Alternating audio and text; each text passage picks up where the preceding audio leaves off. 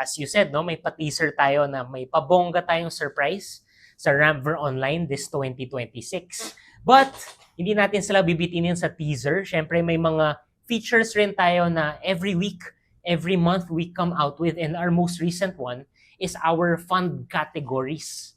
Very exciting yun kasi, as you know, si Ramver Online, dati nagsimula ho tayo, 3 funds lang. Ngayon, 30 plus funds na.